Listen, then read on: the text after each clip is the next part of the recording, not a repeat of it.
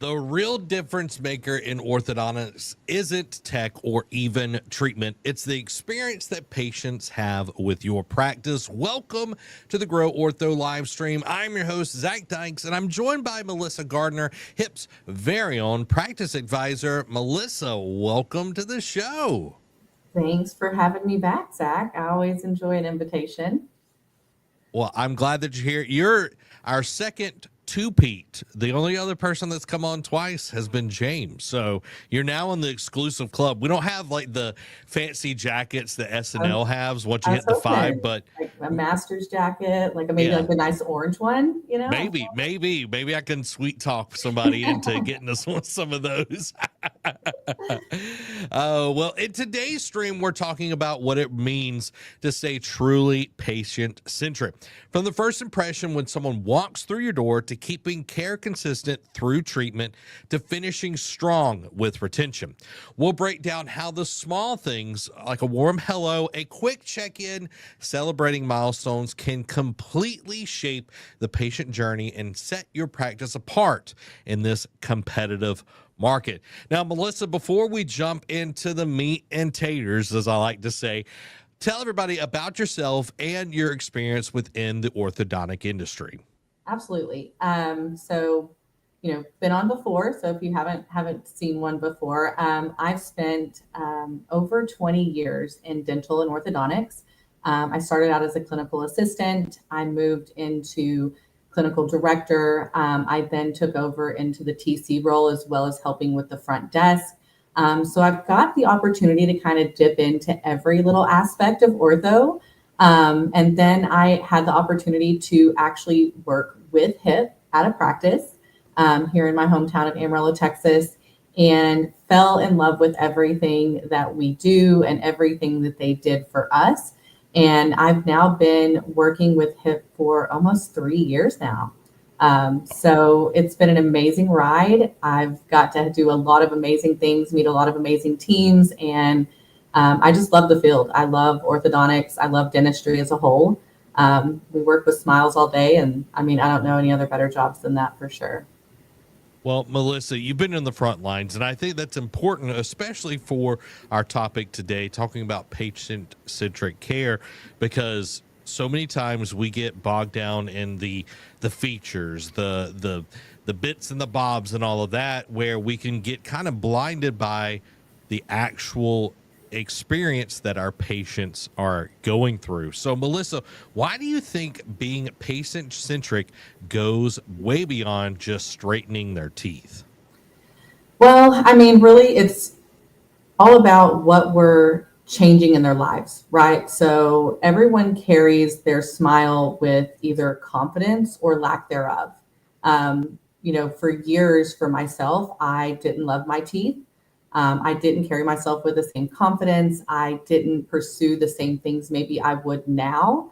And so, whenever we think about what we're really doing, is we're affecting someone's life, we're building their confidence, we're creating a smile that they're going to carry from their graduation to their wedding to their first child to their family photos to every single aspect that's going to affect their life. And so, whenever we think about the fact that we're having such a large impact outside of drilling and filling as a general dentist or changing a wire as an orthodontist, we really have to remember that people are our business. We can focus on the teeth, we can focus on the technology, we can focus on the processes and all of those things, which are important. But the reality is, if we lose sight of the people that are utilizing those things, then we really lose sight of our whole entire business, our whole business model, and everything that we're doing within our career. So I think we just have to remember to keep it baseline and remember that people are what matter. It's so easy to get inundated with putting out fires. You're focusing on this case and then you're jumping to this case, or I've got to make sure that I close this many people. Oh, we got this many same day starts, or we have a no-show and all of that. It's very easy to get bogged down in the minutia of it all. And when someone comes in, are you actually showing up for them? Because when it comes down to it, it's a human experience, and you are dealing with one of the most sensitive parts of the body People fear going to the dentist more than, death itself a lot of times. So in your eyes, how does like focusing on the full patient experience really make a orthodontic or dental practice stand out today? I think it's everything that makes them stand out. I mean, the reality is, I've been into many offices, I've worked with many teams, um, successful, unsuccessful, new, old, established, all of those different aspects. But the places that see the most growth and the most potential are those that not only carry from what their brand and their culture and their vibe and their team are, but what every single aspect of their office. How does it lighted? How is it painted? How does it feel? Do you have the comforts of, a nice warm welcome, like you say, or does everyone greet you? Do they remember things about you? And so whenever you start to think about where do I want my child to be seen, or who am I going to rave about, people are either going to talk about their best experience or their worst. They're not going to talk about the ones in the middle. If you become mundane and kind of plateau and just get by with getting by, then you're not necessarily going to fail, but you're definitely not going to thrive. You're not going to take that business to the next level. And so, in order to be competitive and really stand out amongst all of the opportunities and other competitors that you have in this space, you have to make that experience truly leave an impression, and a good one at that, not a bad impression. So it's really everything to be a competitive market. People are going to rave about it. They're going to experience it, and they're going to want other people to experience it with them. So I think that that's really what's going to make you stand out. You can have great marketing, you can have great team members, you can have great systems and technologies and things like that, but if you don't make me feel good whenever I walk in your doors and I don't leave excited about what just happened, because let's be realistic, I'm going to leave and I'm going to be sore from my wire change, or I'm going to be numb from the injection. So I'm not already leaving with a great, mindset in that aspect. But if I left feeling great because of the interactions I have, you're gonna succeed every time. Your business is gonna blossom. It reminds me, there's a restaurant in town, and I've been there since like I was literally like 8. So I've been like, I'm 35 now, and the owner knows my whole family. And anytime he sees me, like we have like an actual conversation, and he knows like my history and what I order. Like all the people there know exactly what I order, what I want to drink. My wife, the same thing. And just because like you could easily take that for granted that, oh, well, they'll come back. Well, him knowing who I am, who my parents are, who my wife is, and the waiters taking care of me, not just because it's Zach, but it's, oh, I'm going to serve them at the utmost. I'm going to go the extra mile. And yeah, sometimes you're not going to feel like going the extra mile. Is that the time when the new person's going to see, oh man, they didn't really treat me the best? Right. Well, and I mean, at the end of the day, you love the food, and I'm sure it's great. Yeah. But the reality is, if you have poor service, if you went in there every time and they never refilled your drink and they never were kind to you, I mean, you might order it to go, but you're not going to keep coming back and keeping those servers busy, keeping the people that make the blood life of that actual establishment go. And so that's just a testament to it, that the reality is we go for a service, but we stay for the feeling. We stay for the emotions tied to it. We stay for the way that people interact with us. So I want to jump into what you like to call like the little things, like the things that like really stand out for a patient. Can you go into a little bit on like how we could implement that within a practice, and why do they even matter? Absolutely. It starts from, like you said, the very first call, how that interaction goes on the phone, how you're welcoming, asking about their day, making sure that you're interjecting those normalcies and politenessness. But the other side of that is, a coffee bar, or, the toothbrushing station. Everything's bright and clean and feels welcoming and makes you want to be there. It could be something as, I had a practice once that had a specific scent that they always used in their office. And it was something that they had actually done psychologically and looked into that drew people to make them more comfortable. I walked into a practice that had a board, and every day they wrote, "Welcome to our practice." And they would list the new patients, and they would say, "Congratulations on your braces," and list them. So as soon as you walked in, you were already prioritized as someone who was important and special in that manner, or people getting their braces off. You know, making notes on your patients whenever they're in the clinic. We know that, we want to be efficient. We're going to know which wires are coming in and we're going to process through those things. But what if I asked you about your football game that I knew you had, or your prom, or your wedding, or your aunt's birthday that you had to go to that you really didn't want to? But I mean, all of those little things, making little notes inside of a chart so that your doctor can be able to remember and look at those, so that your team is, paying attention to that. You may not see the same assistant. So it's those little things that are going to brighten someone's day. Think about something that someone did for you that was so simple. Whenever I pay with cash and someone say, oh, don't worry about that 5 cents. I mean, it was 5 cents, but it was like, oh, I don't have to break $1 and carry around change. It was something that made me smile, something so simple, but someone that just went out of their way to do a little touch. And so setting the tone of those things in your office, from remembering key pieces, even if someone gets the same color every time that they come in, maybe notate that. Oh, are we going with teal again? Just making sure that you're really honing in on each person and what's important to them, and making that feel really good every single time that they walk in. It's really simple. It's small, simple, tiny little things that may seem mundane and overdone at some point, but I promise you it matters. It sinks into those patients and they remember that small experience that kind of changed their dynamic or even changed their day. What if they're having a really bad day and you reminded them of something great that they had just experienced 6 weeks ago since the last time they saw you, and it changes their outlook on their day. So it's really simple things, from the feel of your office to the amenities that you offer to everyone knowing people's name when they walk in and knowing those little things about them, that you can just change that little bit of a dynamic and make a huge impact.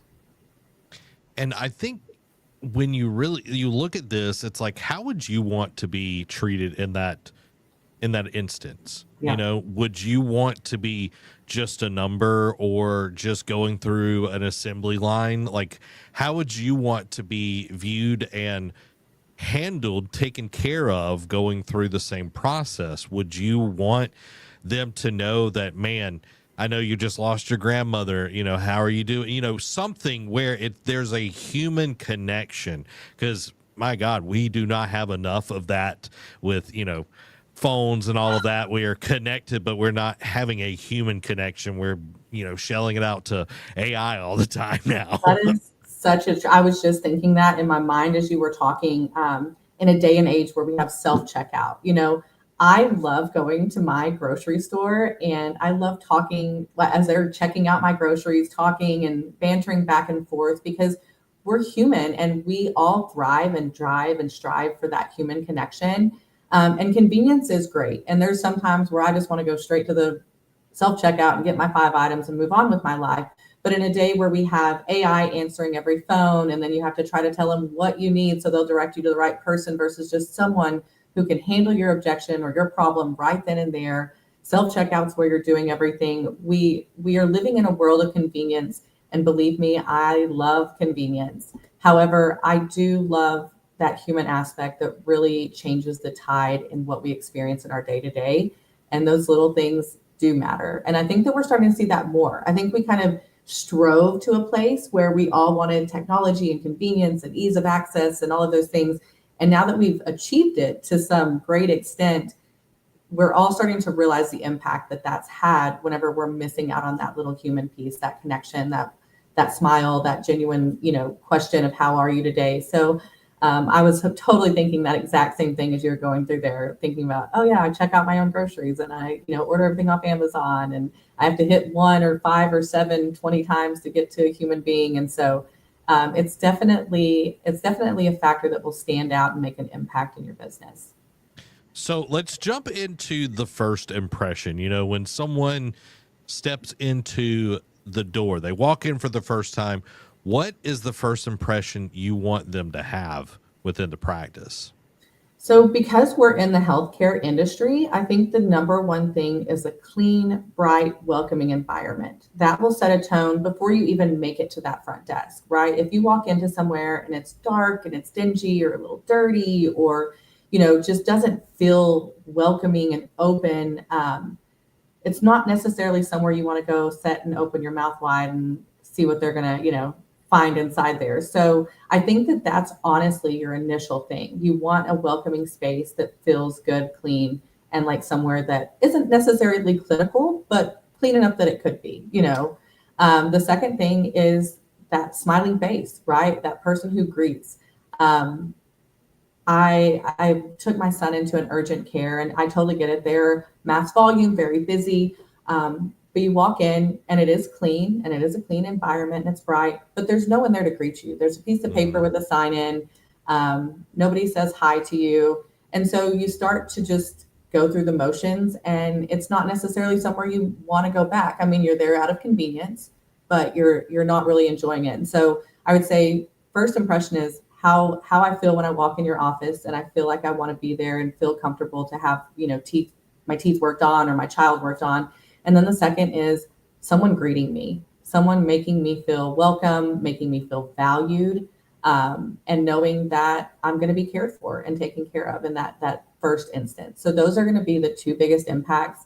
Um, you know, there's also nothing worse than walking in and someone's on the phone, and you know they kind of greet you, kind of don't, and it's very disconnected, and you don't know if you should say hi, or you're kind of waiting there to ask what to do. And so that first person that's there, I'm a huge fan of, you know, phones in the back, or phones, you know, maybe in a different area, because everybody's on their phones all the time. And so if I'm there, I want to be greeted, I want to be acknowledged, and I want to be taken care of. And so those are the two biggest things on that initial first impression that are going to really make or break the decision on whether anything you do past that point is going to matter at all.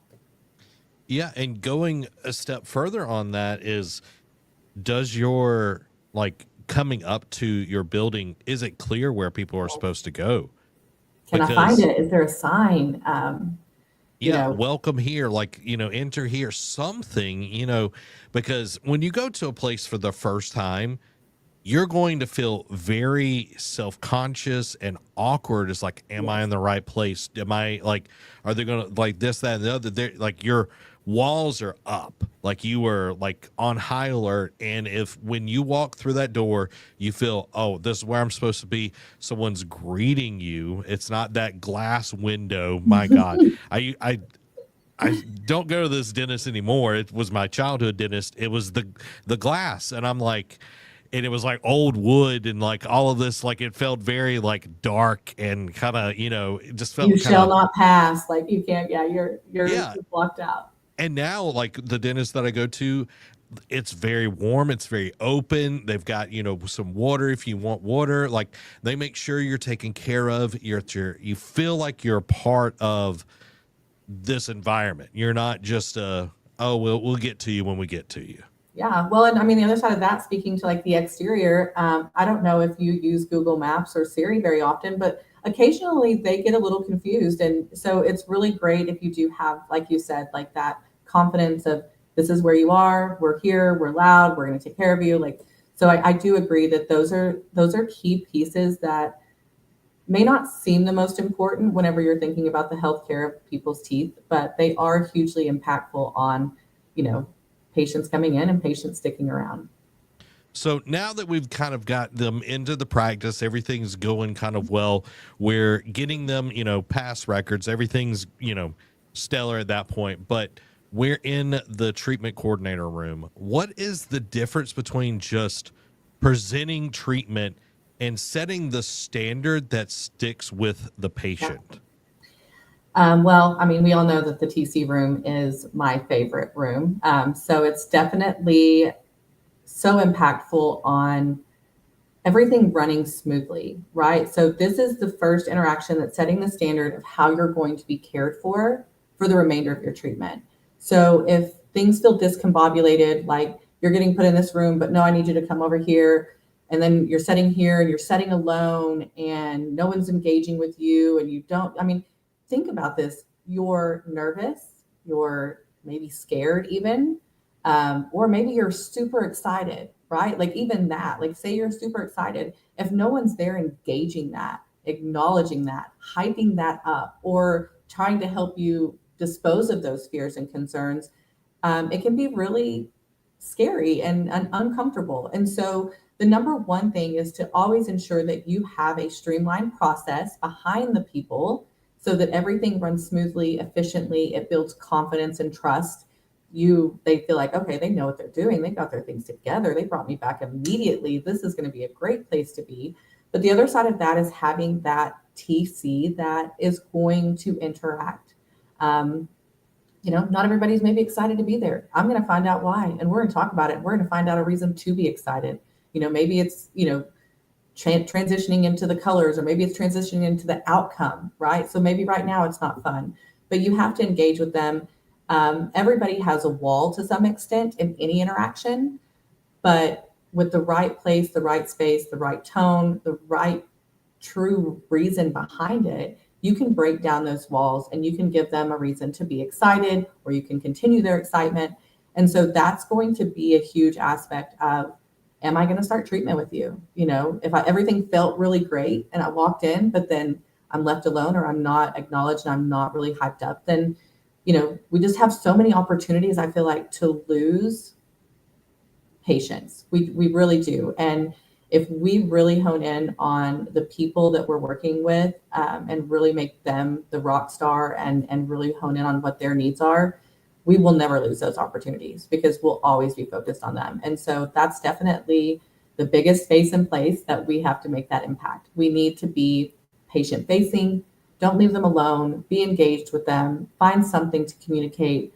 Even if it's not talking about braces, maybe just ask them about their school or their day, get them where they're opening up, and then you can kind of transition into that space. So it's definitely hugely impactful to really make them the star of the show when they're in that TC room. Yeah, creating the atmosphere that they're the hero of the story, and you're helping them along that journey. I think about going to just like a medical doctor's office. I love the place that I go, but it's kind of the same thing where you wait in the waiting room, you wait for a while, then you get, back there, and the nurse practitioner like, oh, what's wrong, blah, blah, blah, blah, blah. And you've already told somebody this on the phone. That's why you're there.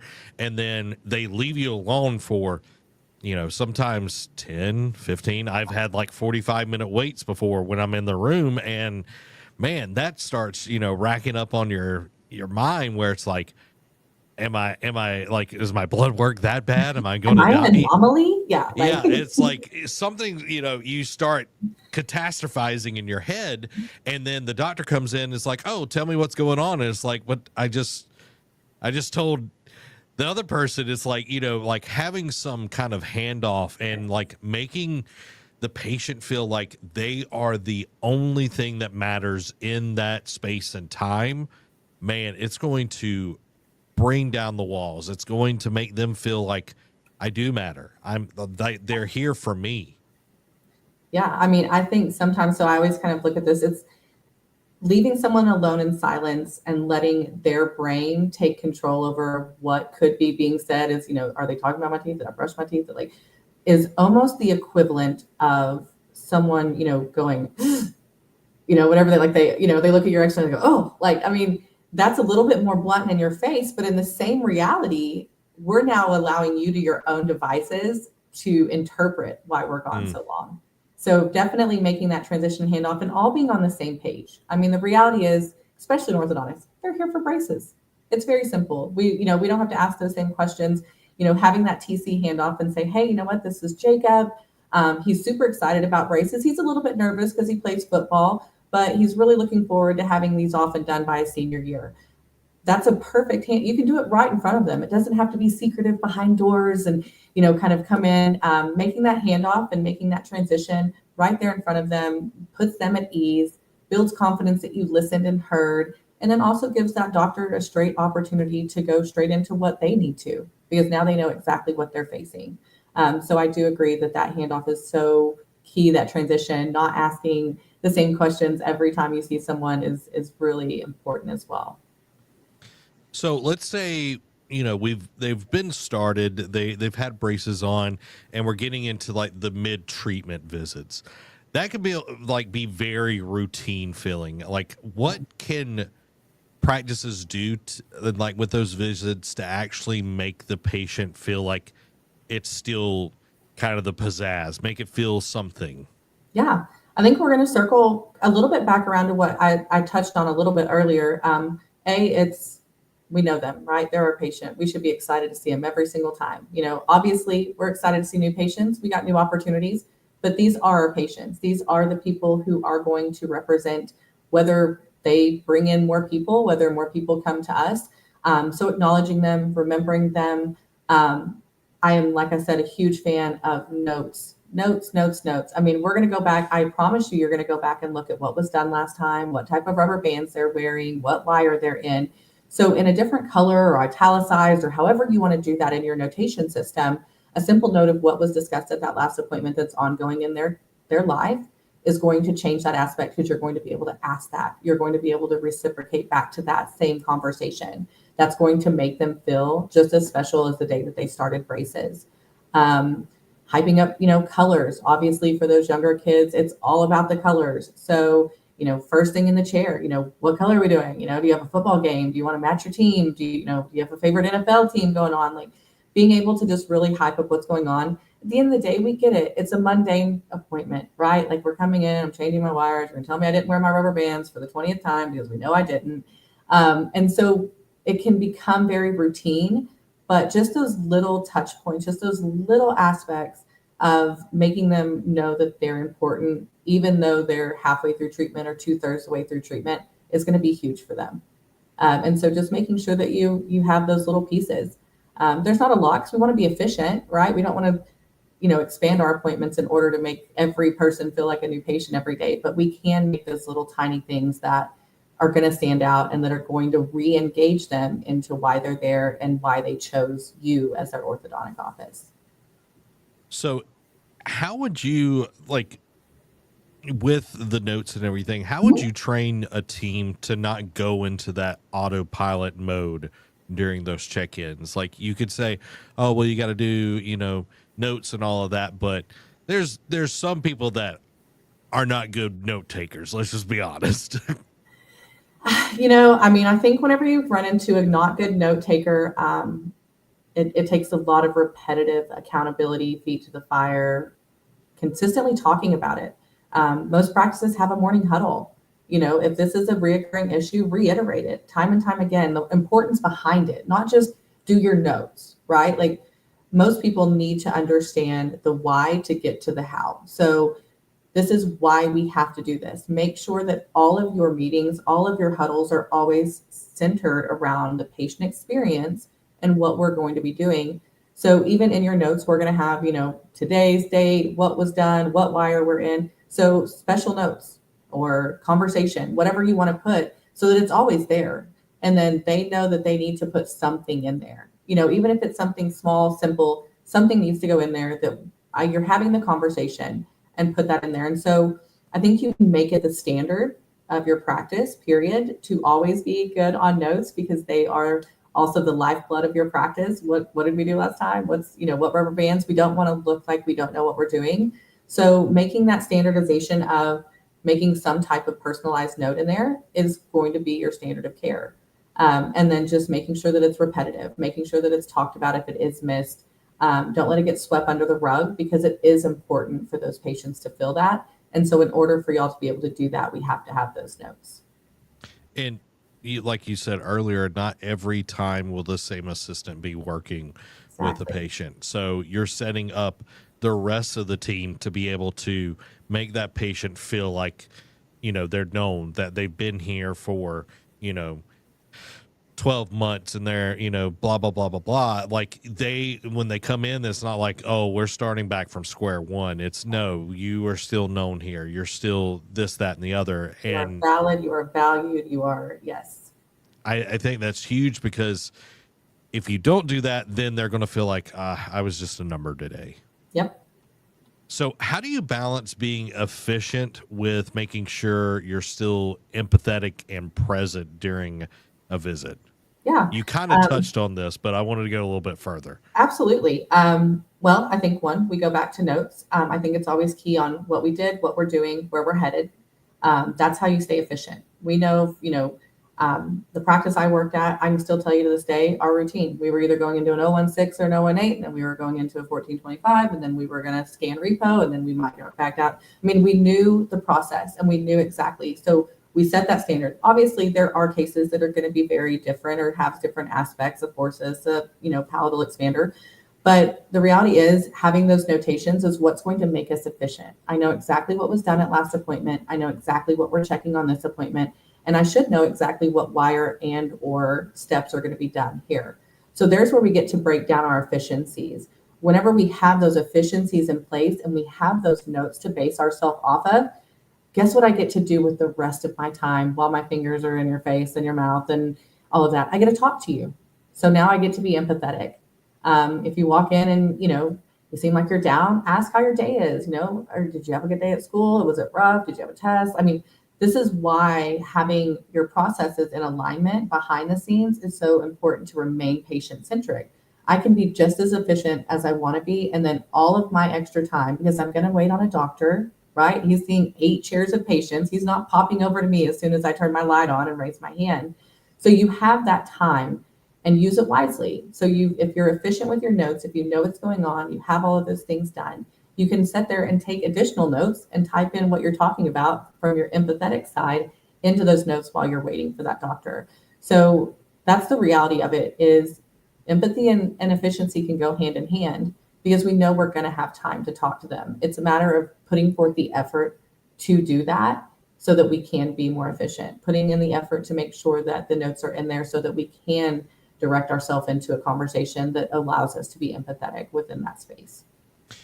And for anyone that hasn't experienced that, hasn't built that muscle, it just takes practice. It's like anything else. The more you do it, the more comfortable it's going to feel to take notes, or, to be able to balance both of those things.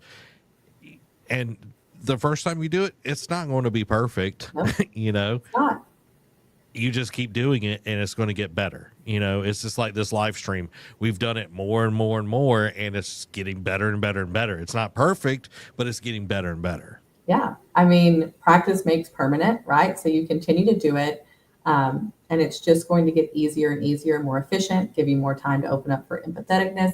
Like, it's just going to continue that way. And there's going to be bobbles along the way. Nobody's going to be perfect.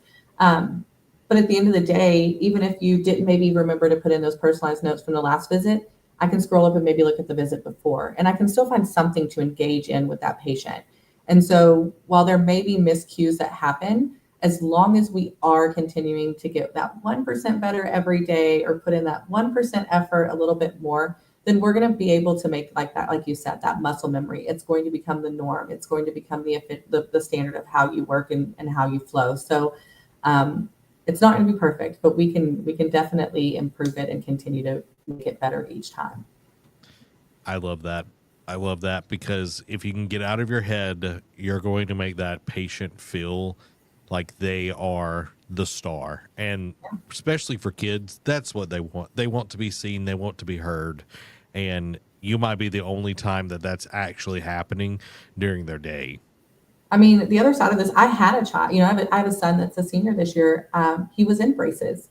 And I can tell you from a mom perspective, that appointment means more to them than you think it does. I can remember, he'd be like, when's my next ortho appointment? One, he wanted to be done with braces. So yeah.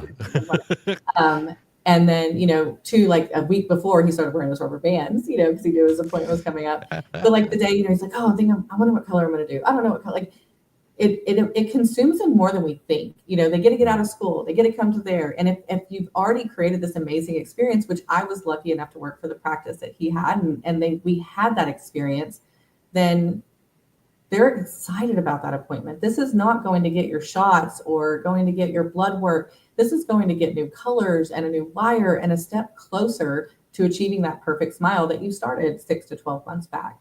So I think if you remember that this is actually more impactful to them than you think, then that makes it a little bit easier to maybe put forth that effort for those notes, or asking those questions, or running along that empathetic side of things. Let's talk about retention, because retention is huge. but a lot of times it gets overlooked. Why do you think it is such a critical stage of the process? It is a massive stage. I think sometimes we go, okay, they're done. Not anything bad on that thought. It's like, okay, we've got them done. We've fulfilled our promise, right? Like we have achieved what we set out to achieve. But the reality is, this is a long-term investment, right? They're not done. We know, especially if you work in the clinic, we know that the likelihood of wearing the retainers or winding up back in treatment is really high. I mean, especially the older we get, like, we don't wear retainers, we don't do the things we're supposed to. So I want to make an impact that, one, makes them go, that was amazing. I'm so glad I chose this place. I'm going to continue to wear my retainers because I want to keep this smile forever. Two, I'm going to tell every single person I know to come here because I wasn't just at the end pushed aside and washed aside, or I just walked in the door and they threw my retainers at me and told me to get out and never come back unless my teeth were straight again and I needed more treatment. They set me down. They made sure that they fit. They made a big deal about how great my teeth looked and made me understand the importance of wearing my retainers. And so I want that experience for those around me. And two, on the likelihood or the non-likelihood, we're going to say more likely, that I don't wear my retainers, I want them to come back to me. They don't have, like, I think we forget that. Like, I think that we don't realize they don't have to come back to us for retreatment. They have other options. And so for me, I want, in that worst case scenario that they need treatment again, first thing they want to do is come back to me and they're like, oh, they're going to be so mad at me. They told me to wear retainers. It made a big deal. They told me how great I was. Now I've got to go back and tell them, but I'm going back there because the experience was that great. So retention is the end of treatment, but is not the end of your referral source. It is not the end of their experience with keeping and maintaining their smile and what that means for them in the long run. I think going at it with not guilt or shame if they have to come back in, I think that's a big point of it. Oh, huge. Like, if they feel like, oh, they're going to be disappointed in me and all of that, it's like, why would you face that? You just go somewhere else. But if it's, done in a way where it's like, you're part of the family, we want you here, we want to take care of you, that sets them up for, I really liked, hip orthodontics, and I want to go back there and I want to see Dr. Luke or whatever, Yes. It's like you are setting them up for success because you know who they are, what they need, more than some other doctor coming in and having to build a whole new case or whatever on that. But let's talk about, like, helping them finish strong. What are some simple ways to make the end of treatment feel special for the patient? I think one, it's the overall experience, even from that appointment prior to the debond, whenever you're walking up to go make your next appointment, or if the assistant's making it, like making a big deal about that. Oh my gosh, I can't, we're getting your braces off next time. So even before they actually come in to get in, just making them feel so celebrated. You did such a, they're finishing early. Make sure you acknowledge that, or they're finishing late. Acknowledge that. Hey, you know what? It was, we put in an extra 3 months, but I'm so glad we were able to get you where you wanted to be, and you're so happy. So it starts initially before we ever even take them off, right? We are stoked. We can't wait to do this. And then the day that they come in, like I said, maybe having that board or the person up front knowing that you're there for the debond and making sure that you're expressing how excited you are, and make sure you stop by and come by and see me. As a TC, I would track my patients. And so I would know when they were coming in for a debond, and I would make it a habit to go back to the clinic or run up to the front when they were checking out to go and see the smile that we created from the beginning. And that was a huge aspect. People loved that someone came running back from another office on the other side to come see their smile. And so little things like that that are just small and simple. Having, obviously, some type of, whether you give them whitening gel for their retainers, or whether you give them some type of debond gift, a t-shirt, a swag bag, something that's exciting, that celebrates everything that they've accomplished and everything that they're going to continue to enjoy from their smile, is huge. I love photos. I love, hey, can I get let me get a picture with you and doctor, like, I want to see y'all's picture, or having a photo booth in your front, or even just a really cool accent wall that they're able to do, making it a celebration. I mean, the reality is they've spent a year or longer with you with metal in their mouth, being sore every 6 to 8 weeks, wearing their rubber bands, avoiding their favorite foods, like have some popcorn to give them. I mean, whatever that might be, something that's excited, Jolly Rancher, whatever that may be.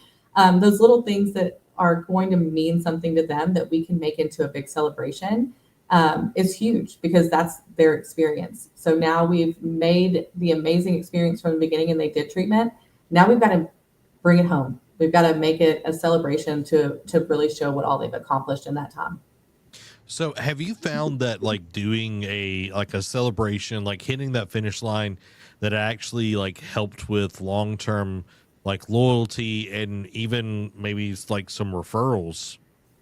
Absolutely. All day long, every day. I mean, that's really your highest form of referrals is how much you made an impact and a celebration out of that because they're going to, you take that picture with the doctor or they post it or you post it on Facebook if they allow, and people see that. And I mean, let's be real. We all know that we live in a world of FOMO, the fear of missing out. So if I'm seeing this on a regular basis and, say I had braces and they didn't do that, they were like, well, congratulations, your braces are off. Make sure you wear rubber bands. We'll see, and then I see someone who's like taking a selfie with the doctor and smiling and cheesing it, and then they go on and rave and review about what an amazing experience it was, or they post on their own social media about how excited it was to get their braces off.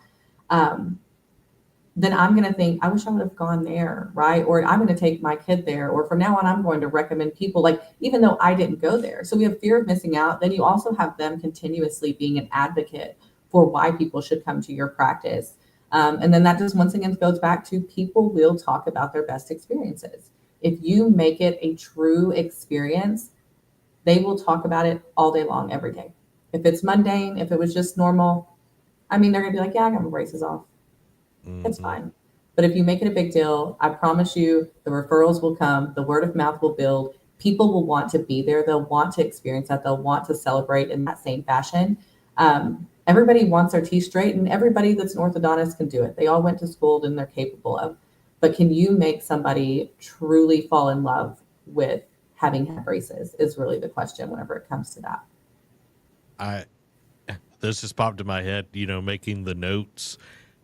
What if you made a note? It's like, oh, well, you're not going to be able to eat this candy. And they're like, oh my God, Butterfingers are my favorite candy. And I'm assuming you can't eat Butterfingers with braces because I they're mean, like, it's not advised. I'm not going to say they don't do it, but I would say that it's not advised. so, it's like placker on your teeth. Like you're Yeah. literally just cementing your teeth. But it's like, oh, they love Butterfingers. Here's a Butterfinger, like on the debonding, it's like, they finally get to eat the candy that they like. It's just little things like that. I think that's kind of the main part of it is like you know them, you've spent that much time with them, and you're really enjoying the moment of their success because to get to that part of debonding, it does take a lot of work. It does. It does. And I've seen offices do it in so many ways. There was a practice I went into, and they actually had like candy machines, and one had Jolly Ranchers, and one had like the big ball bubble gums, and one had, I think Starburst or Laffy Tat, like, and so that they could go and, turn the little thing and get their own and get whatever candy they wanted whenever they got them off. I've seen others where they just keep a stock of mini candy bars like Butterfinger or Snickers, the things that you maybe aren't supposed to have, the Laffy Taffy, the things like that. And you could make that note, like, or even make that a question the day before their debond. What's your favorite Mm. candy that you haven't been able to eat since you had braces on? And then you know that in the back you've got something, you've either got that exact one or you've got something similar. And how impactful would that be that you asked? And now, first thing that I did after I got my braces off was I got to eat a Butterfinger or I got to have a Jolly Rancher. So I think that there's those little things that we know are not super high cost, right? Like go to Sam's or Costco or wherever it is and, buy in bulk the little miniature sized candies and be able to make that small little impact. I had a practice that had a like an actual popcorn machine, like in their practice. So whenever you got your braces off, you got a bag of popcorn. I'm sure all the people that were still with their braces on didn't appreciate smelling it all day, but it was something to drive them to wear their rubber bands because they wanted them off. So I think there's just those small things that you could just do to really make a tiny little difference that will make a large impact in the long run. So let's talk about the human challenge of all this, like losing sight of the patient. What are some common things that might make it easy to lose sight of the patient journey? I think we're all human. And I think that we all have stressors and outside pressures and things going on inside of our life. And the human element is very selfish, right? So whenever we're stressed or having a bad day, that can definitely be something that will stem us away from really focusing on the patient. Or maybe we had a really difficult patient, or maybe we had someone who was angry or upset, or maybe like, so there's a million different things. Or maybe, like you said, it's just mundane. I'm putting in another wire today, another wire today. Maybe you saw the exact same patient wire, 5 times in a row. So there's always going to be those things that can affect you and can kind of drive you to like lose sight of why and what we're doing. But I think the reality is we're coming in, and I don't want to say playing a role, because I think we genuinely care. If we're in the orthodontic or dental space, we genuinely care about people. But the reality is I am playing a role, and my role is to take care of every patient and serve them at the highest level. So I have to remove my human aspect from that for that time being and focus on them. And I think that that's sometimes hard to do, but the reality is that's what we're paid to do. That's what we're there to do. It's the reason that we have a job. And if I don't have patients, I don't have a job, and my life is a lot worse. So maybe take a minute, take a deep breath, reassess your situation, go have a drink of coffee, whatever that might be, clear your mind, let go of what you just happened, and take that opportunity to look at that person and realize they could be going through the same thing or something 10 times worse than whatever you may be going through.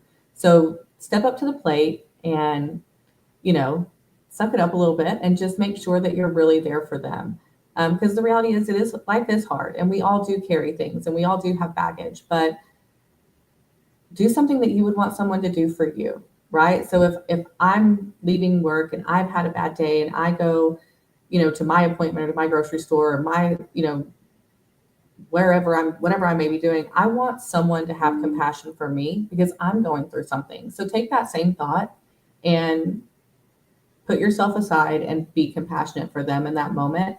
I'm a huge believer in karma. So, what goes around comes around. You put good out, you get good in. So definitely just being able to understand that it's not making you less important. It's not subsidizing your needs or wants or stresses. But the reality is, in this moment, this is this person's moment, not yours. And we have to be able to be there for them and lift them up and make sure that they're feeling the experience that we promised them throughout what we want to provide within that practice. And what is kind of exciting with that is when you help other people feel good, you feel good. You feel so good. There is nothing better than making a positive impact on another human being and knowing that they're going to carry that throughout that day or even carry it on to the next person. It's a great feeling. So, last question. At the end of the day, how do you keep yourself focused on the fact that this is work, that the work is about people, not just teeth? I think the reality is you always should have that forefront of mind. I've never seen teeth walk themselves through a door. So I know that whenever you start to look at someone's teeth, you're going to have to see the face around them and the body attached. So it's very simple to just remember that, we're serving people. We're serving, yes, we are taking care of their teeth. Yes, that is our focus and our job and what we have strived to do. But the reality is those teeth are nothing without the person attached to them. And the purpose behind them is to create a smile that's lasting and effective for them for the rest of their life. And so how could we not lose sight of the fact that we are working for people and not teeth? I love teeth. They're great. But if you've ever worked in a dental office and seen extractions, they're not really that great when they're not attached to a person. So keep the people forefront and make the teeth the second priority and ensure that they're taken care of as well. Well, that is our live stream today. Make sure to subscribe to our weekly podcast, the Grow Ortho podcast, and our Grow Dental podcast to hear more content that can help you grow your practice. And Mark Twain said it best: the secret of getting ahead is getting started. So get out there and get started by making the changes that you want to see in your practice now. This has been Zach And Melissa. Thank you for watching the Grow Ortho live stream. Bye, y'all.